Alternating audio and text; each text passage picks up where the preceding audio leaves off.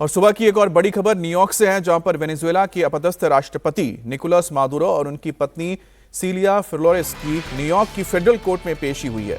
Court में Maduro ने अपने ऊपर लगे ड्रग तस्करी और हथियारों के आरोपों को खारिज करते हुए खुद को बेगुनाह बताया है। मादुरो ने खुद को शरीफ आदमी बताते हुए कहा कि अमेरिकी आर्मी ने उन्हें घर से किडनैप किया है और मैं अभी भी वेनेजुएला का राष्ट्रपति हूं। मादुरो की पत्नी भी इस मौके पर कोर्ट में ही थी।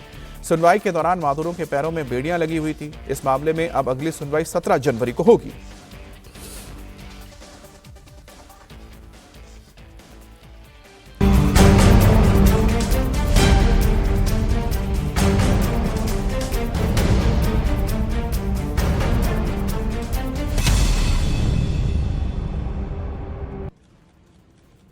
हथकड़ियों में जकड़े निकोलस मादुरो की ये पहली तस्वीर है जो लोगों की मौजूदगी में सामने आई है। ये उस वक्त की तस्वीर है जब उन्हें न्यूयॉर्क के फेडरल कोर्ट में पेश किया जा रहा था।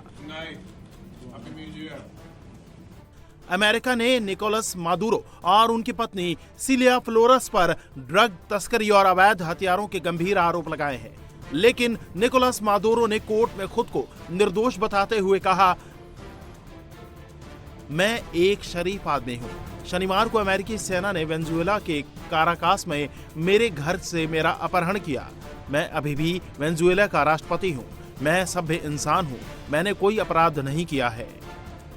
निकोलस मादुरो की पत्नी की पेशी भी साथ में हुई। सुनवाई के दौरान मादुरो के पैरों में बेड़ियां लगी हुई थी। मादुरो और उनकी पत्नी एक ही मेज पर बैठे थे और दोनों ने हेडफोन लगाए थे, जिससे कि अदालत में कही जा रही बातों को अपनी भाषा में समझ सकें।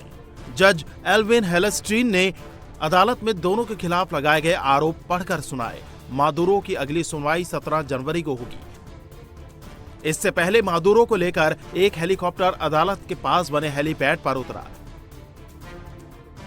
हेलीकॉप्टर से उतारकर मादुरो को एक वैन में बिठाया गया और वहां से सीधे अदालत ले जाया गया। जिस वक्त ये कार्रवाई चल रही थी उस वक्त सैकड़ों लोग न्यूयॉर्क में अदालत के बाहर जमा थे। कुछ लोग निकोलस का समर्थन कर रहे थे तो कुछ ट्रंप के एक्शन का।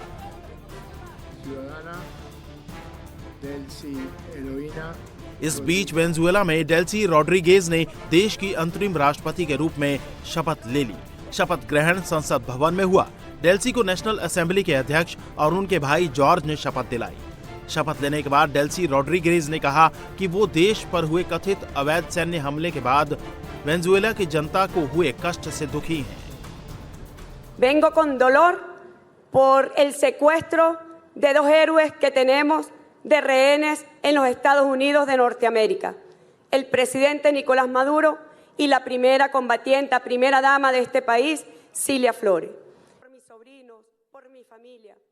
Juro por mi honor que no voy a dar descanso a mi brazo ni reposo a mi alma para ver a Venezuela en el destino que le corresponde, en el pedestal de honor histórico que le corresponde como una nación libre, soberana e independiente.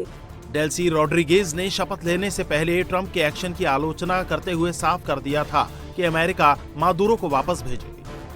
Juro por Bolívar, juro por nuestros libertadores, juro por nuestras libertadoras y juro por nuestros hermanos y hermanas que nos acompañan y deben sumarse como un solo pueblo, desde todos los sectores políticos de Venezuela, desde todos los sectores sociales, económicos, que juremos como un solo país para sacar adelante a Venezuela en estas horas terribles de amenaza contra la estabilidad y la paz de la nación.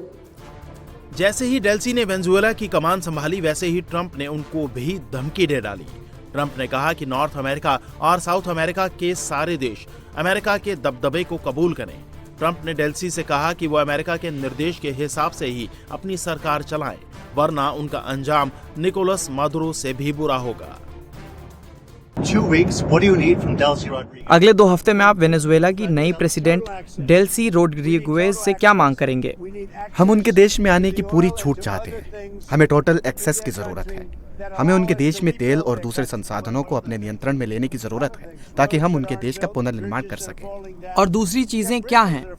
और भी बहुत सी चीजें हैं, सड़कें जो नहीं बनी हैं, पुल जो गिर रहे हैं और कोई भी कहीं नहीं जा सकता। आपने कहा है कि अगर उन्होंने आपकी बात नहीं मानी तो उनका हश्र भी मादुरो जैसा होगा। उससे भी बुरा। लेकिन क्या आप उनसे बात कर रहे हैं, जैसे कि फोन पर?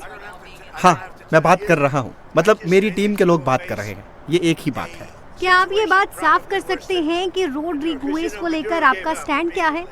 मुझे आपको ये बताने की जरूरत नहीं है। मैं बस यही कह सकता हूँ कि अगर उन्होंने हमारा कहना नहीं माना तो उन्हें मादुरो से भी बुरे हालात का सामना करना पड़ेगा। मादुरो ने तो हथियार डाल दिए थे, उन्होंने हाथ उठाकर सरेंडर कर दिया था। लेकिन आपको नहीं लगता कि? और मादुरो ने बिल्कुल सही किया, उन्होंने हथियार डाल दिए। हकीकत ये है कि हमारा अभियान इतना फुर्तीला और असरदार था और हिंसक भी था। ये बेहद हिंसक अभियान था, लेकिन हम इतने प्रभावी तरीके से वहां गए कि उन्होंने तुरंत हथियार डाल दिए। इस बीच दुनिया के कई हिस्सों में ट्रंप के एक्शन के विरोध में प्रदर्शन हो रहे हैं। ये तस्वीरें लंदन की हैं, जहां लोगों ने हाथों में बैनर पोस्टर लेकर मादुरो को रिहा करने की मांग की।